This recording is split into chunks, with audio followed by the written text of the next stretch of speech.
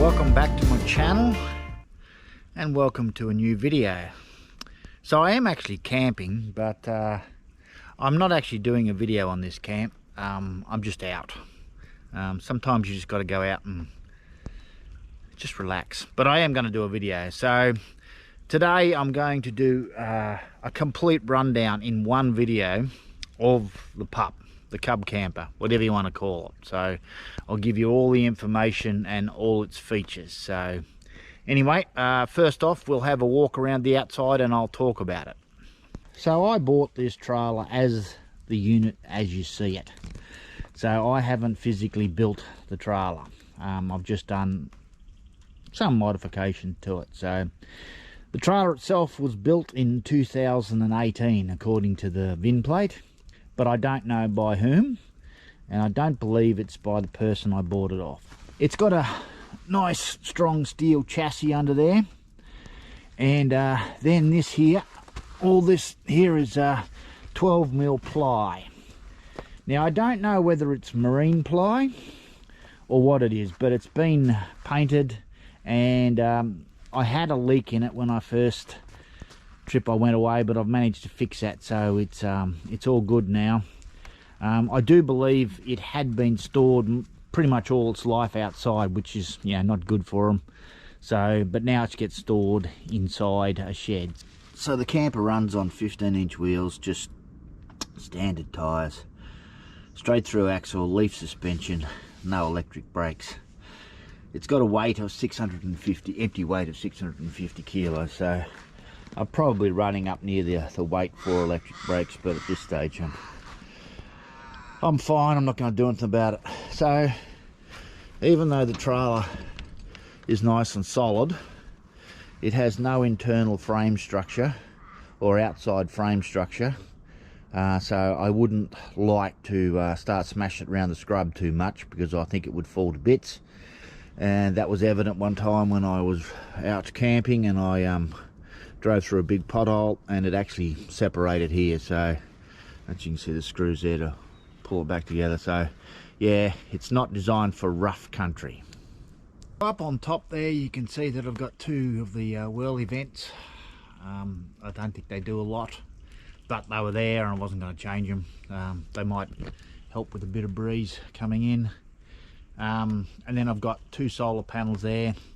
I'd say they're about 50-60 watts. They keep it topped up when I'm driving along, but they will not keep the battery topped up when I've parked and when I start using the inverter and such. So on the side there you can see in the middle, yeah, I have a San Hemo vent and LED light inside.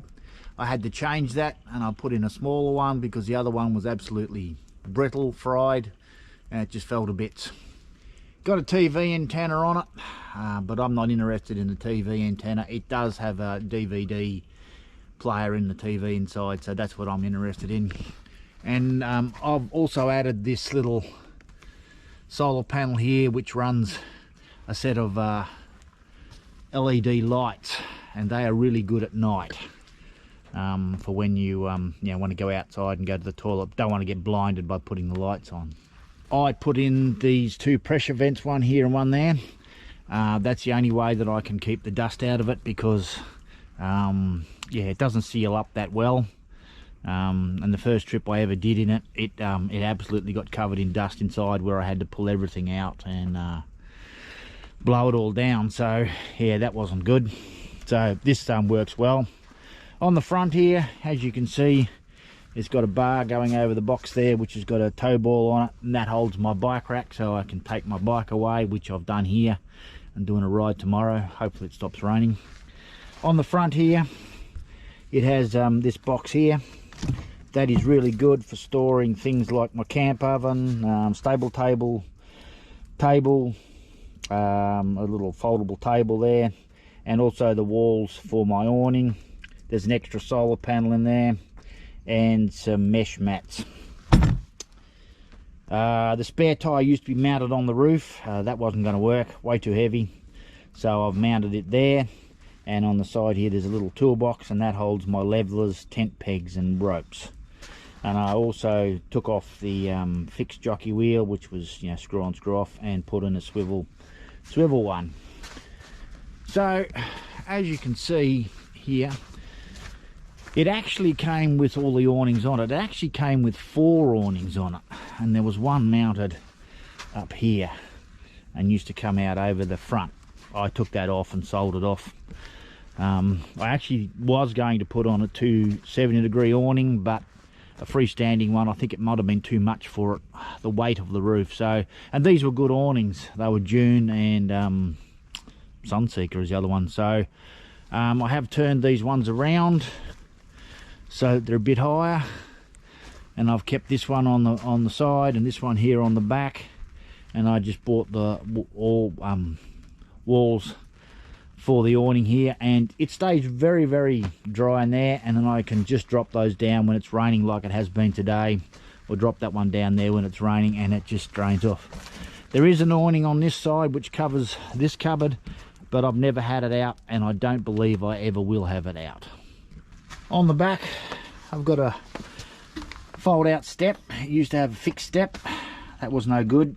Was just too close to the thing and just didn't provide any assistance whatsoever, and it had some weird kind of jack system where you put a bolt in, so I replaced it with these wind down jacks. It also now has a nice little sliding window there for a bit of ventilation, which hopefully will help me in summertime. And then I've got my rubbish bag mounted there. In here I've got a 2-pin or a 2-place Anderson plug. One is for the battery, which runs my fridge or something else, and the other one is for the solar panel, which is the extra solar panel that I use to keep the battery topped up. So this here is the main solar panel that I run to keep the 120 amp hour lithium battery charged, and it works fine. So I got that from BCF, 160 watts. I got the solid one because it came with the legs on the back. It has got a solar controller up there, but I don't use that. I just plug straight into it, and that runs over to a cord over there on the corner next to the rubbish bin, and that runs into the solar controller, so I don't need to regulate it. So, and full sun, she's sitting on 100% now, so it's great. Even on a cloudy day I've been able to maintain about 70-80% into the battery. So the electrical system, so I have one King's lithium battery there, 120 amp hours. I thought about buying a 200 amp hour. I just didn't know whether I needed it, and I thought if I buy 120 I can always up it and go to 240 and put a second battery in, because I have enough room around the side there to do that. But so far it seems to be working fine. So all the cable is run along here, and the electrical system is up on this side over here. So on this side is the electrical system. So I've got a Renogy 2000 watt inverter. As you can see, I've put on there because turn off inverter, because I've actually put it back into the shed and forgot to turn it off remote and flatten the battery.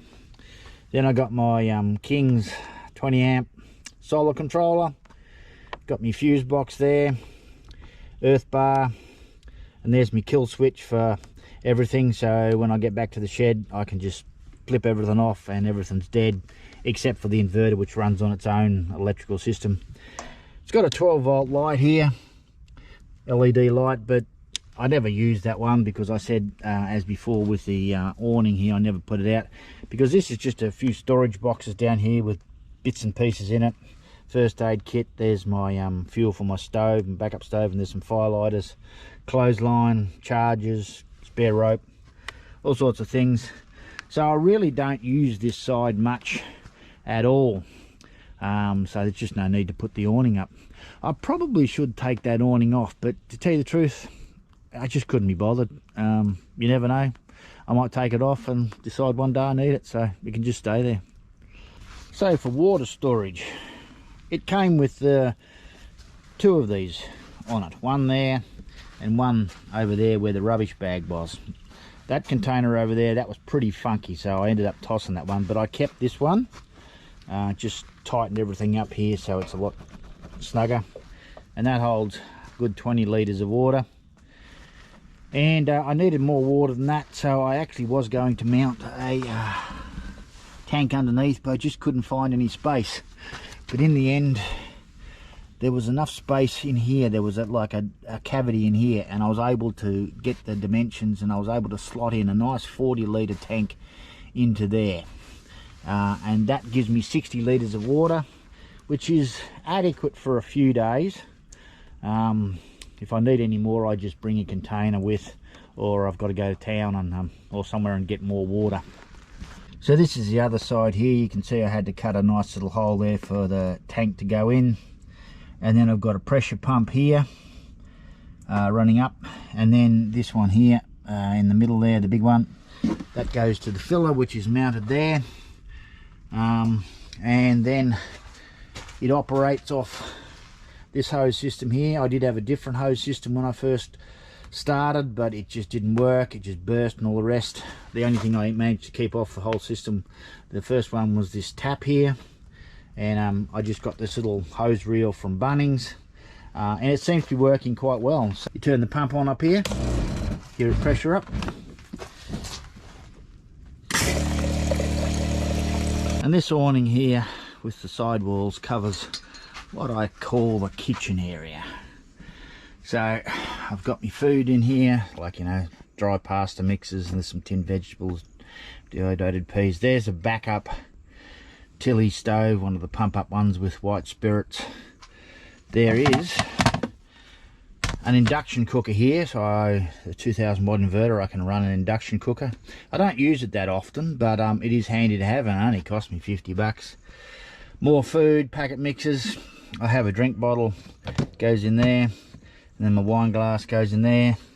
Down the bottom, my tea, my sugar, some cleaner, little kettle that I can put onto the fuel stove if ever needed. Paper towels, salada, bits and pieces there, some hand wash, lighter, dishwashing liquid, vegetable oil, Vegemite. Got a LED light there. There is another LED light up there. I don't use that one very often, but there was facilities for a light there, but it was had it, and I had that LED light bar, so I put it there.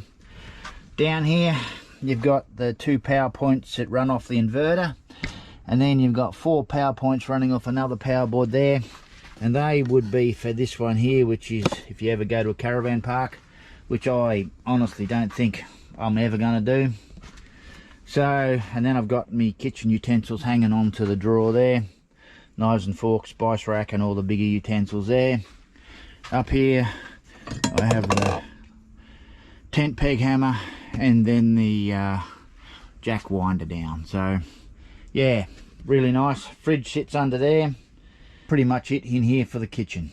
And the final part of the camper, the sleeping compartment. So I've got an LED light there, which is a rechargeable one. I use that at night time when I want to get up, go to the toilet. Got an exhaust fan here, which is a lot quieter than that. That's its full speed. And also got the LED light on it, which is really good. That's the San Hemo one. Over here I got a cupboard with a door that comes down, so I got my toilet stuff in there, and then I've got hand cream in there because I suffer from dry skin, and all my DVDs are all in there. Smoke alarm here. Got some little canvas bags there, they came with it.